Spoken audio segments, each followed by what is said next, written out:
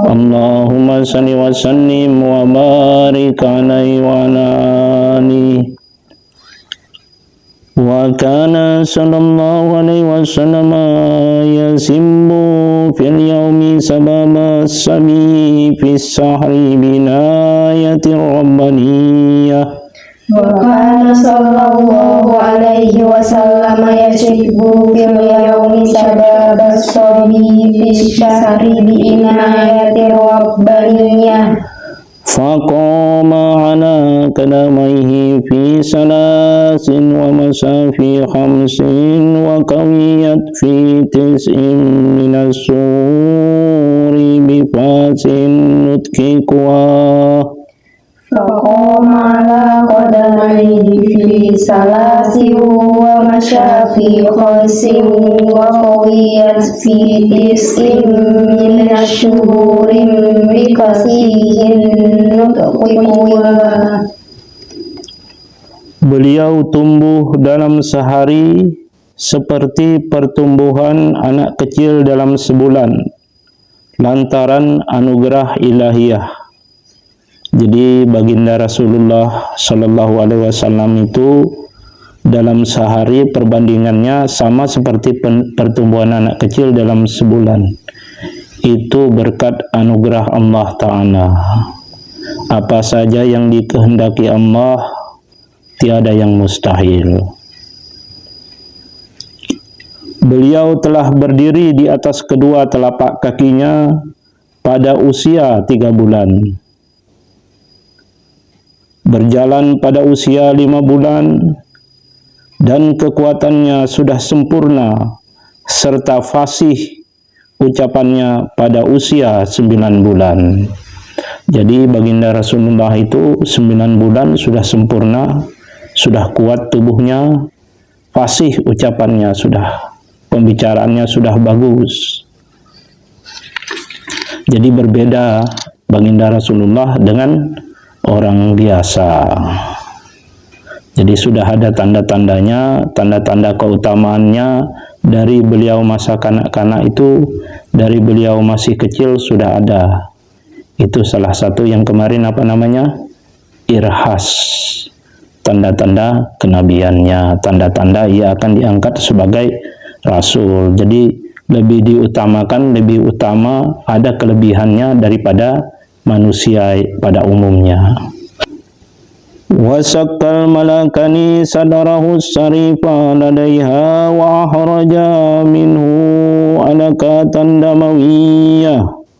وَمَلَكَنِ صَدْرَهُ الشَّرِيفَ لَدَيْهَا وَأَخْرَجَ مِنْهُ عَلَقَةً دَمَوِيَّةً وَأَذَانَ مِنْهُ هَذَّ الشَّيْطَانِ وَبِالثَّلْجِ غَسَلَهُ وَأَزَالَ مِنْهُ حَظَّ الشَّيْطَانِ وَبِالثَّلْجِ غَسَلَهُ وَمَلَكَهُ حِكْمَةً وَمَعَانِيَ إِيمَانِيَةً وَمَلَأَهُ حِكْمَةً وَمَعَانِي إِيمَانِيَةً ثُمَّ حَتَاهُ بِخَاتَمِ النُّبُوَّةِ خَاتَمًا ثُمَّ خَتَمَهُ بِخَاتَمِ النُّبُوَّةِ وَخَاتَمًا وَوَزَنَهُ فَرَجَهَا بِأَلْفٍ مِّنْ أُمَّتِهِ الْخَيْرِيَّةِ وَوَزَنَهُ فَرَجَهَا بِأَلْفٍ مِّنْ أُمَّتِهِ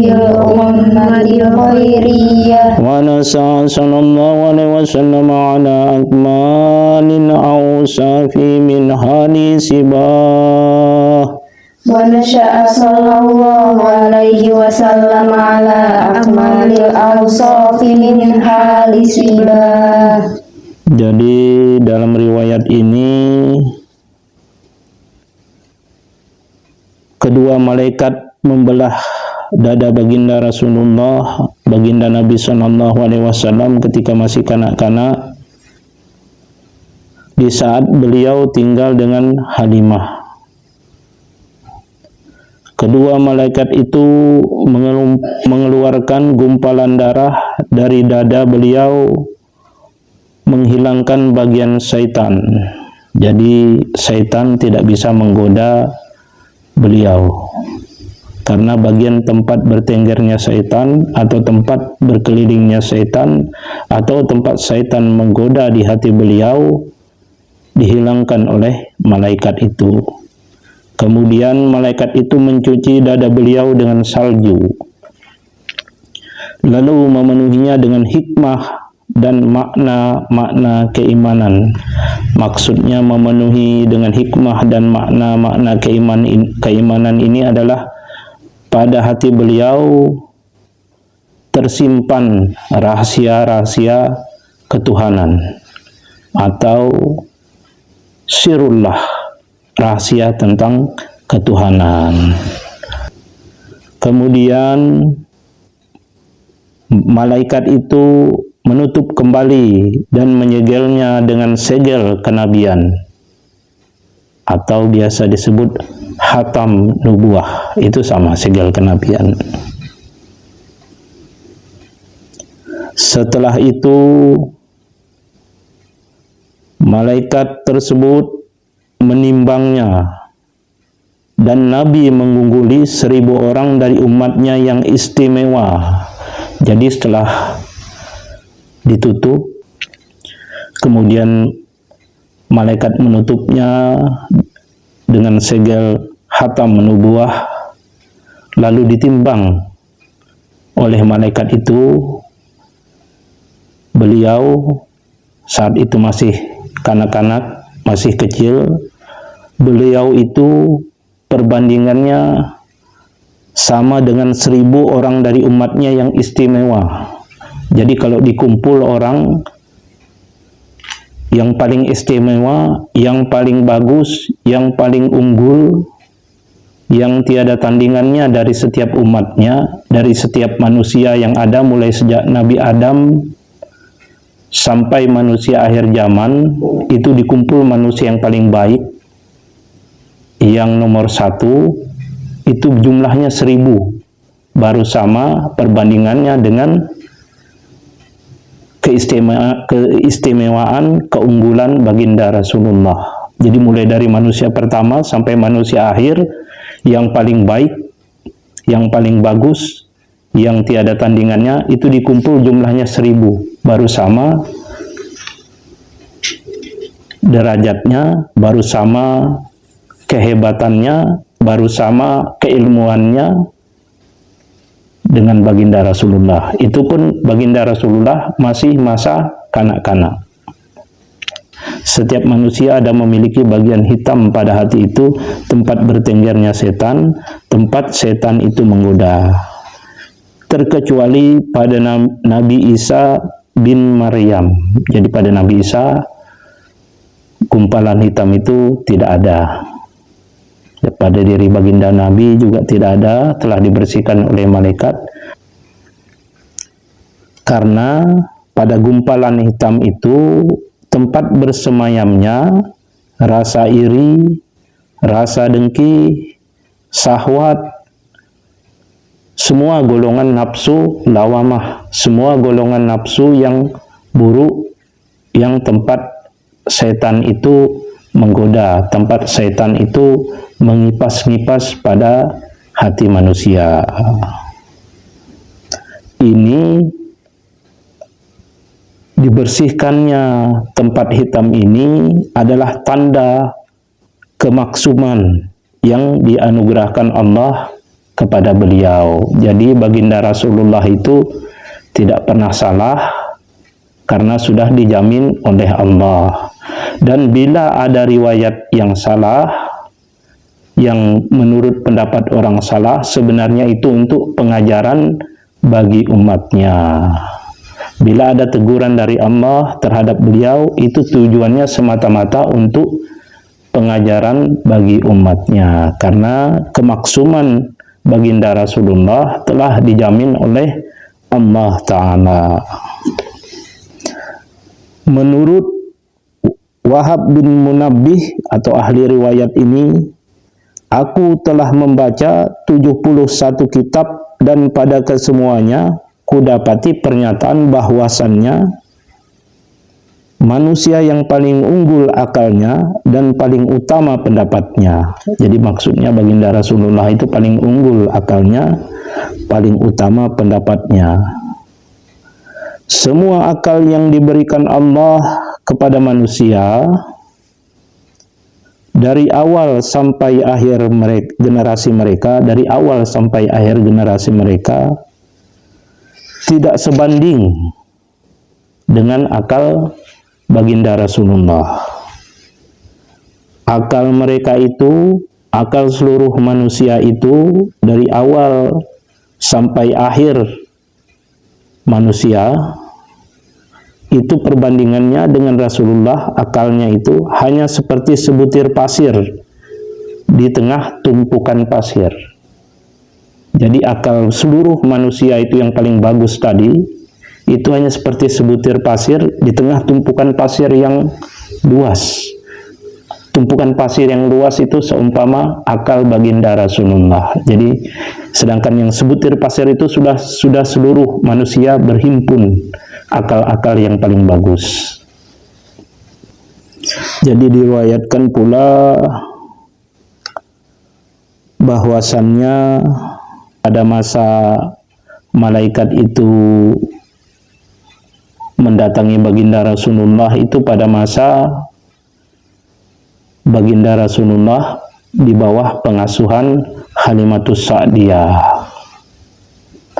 sehingga akibat keadaan itu Halimatus Sa'diyah merasa khawatir akan keselamatan baginda Rasulullah, sehingga pernah Halimatus Sa'diyah berucap kepada baginda Rasulullah. Beliau berkata, "Wahai anakku, aku mengkhawatirkan keselamatanmu. Aku juga takut jika orang melintas di jalan, melihat ketampanan dan cahaya terang di tubuhmu, lalu mereka tidak kuasa untuk tidak mengambilmu." Jadi Rasulullah itu tubuhnya bagus, tapi yang dimaksud cahaya ini hakikat sesungguhnya cahaya itu. Misalnya seperti kita paham, seperti kita melihat, ini sudah dimaksud cahaya yang terang. Kalau orang tidak melihat, itu gelap. Orang yang tidak paham, itu pun gelap. Nah, orang yang paham, itu sama dengan cahaya yang terang. Nah, itu hakikat cahaya. Sebenarnya, beliau ini disuruh tetap tinggal di rumah untuk menjaga dari hal-hal yang mengkhawatirkan. Lalu setelah mengembala itu, Halimatus Sa'diyah bertanya kepada anaknya, "Apa yang kau lihat, wahai anakku?" Kata Halimatus Sa'diyah bertanya kepada Damrah. Maka Damrah itu menceritakan, "Wahai ibu, semua batu, pohon, tanah, gunung mengucapkan salam untuknya. Mereka semua berbicara dengan secara kasat mata. Seluruh tempat yang dia injak dengan kakinya langsung tumbuh rumput yang menghijau." Nah, itu kelebihan Rasulullah. Apa aja yang diinjak oleh Rasulullah ketika ia masih masa kanak-kanak, langsung tumbuh tumbuh-tumbuhan itu. Dan semuanya memberi salam, pohon, tanah, batu. Dan hal itu hanya ada pada diri seorang nabi, diri seorang utusan Allah. Tidak bisa pada orang biasa. Semua domba mematuhinya. Jadi ketika ia mengembala domba, domba itu tidak liar. Kambing itu tidak liar. Semua mematuhinya. Disuruh diam, domba itu diam. Padahal jumlahnya banyak. Disuruh berjalan, domba itu pun berjalan. Ia taat kepada baginda Rasulullah. Demikian pula ketika memasuki lembah, dari riwayat cerita Damrah yang menceritakan kepada ibunya tadi, bahwasannya ketika dia memasuki lembah bersama baginda Rasulullah, tiba-tiba ada seekor binatang buas yang menyeramkan. Wajahnya keras seperti perisai dan pipinya seperti batu gerindra. Jadi diumpamakan hewan buas ini sangat sangar. Binatang itu membuka mulutnya sehingga tampaklah taring laksana deretan pisau. Jadi taringnya tajam, panjang, tajam seperti pisau belati. Dan matanya bagaikan nyala api. Sangat buasnya dan sangat menakutkan maksud. Akan tetapi ketika binatang buas itu melihat baginda Nabi SAW yang ketika itu masih kecil, binatang itu berlutut, menjatuhkan tubuhnya ke bawah, lalu meletakkan pipinya di atas tanah. Jadi binatang buas pun takluk, tunduk dan taat kepada baginda Nabi SAW. Ini isyarat, maksudnya binatang yang tidak berakal pun taat, batu yang tidak berakal pun taat, pohon yang tidak berakal pun taat kepada baginda Rasulullah. Bagaimana manusia dan jin sampai tidak taat kepada baginda Rasulullah? Itu yang menjadi pertanyaan.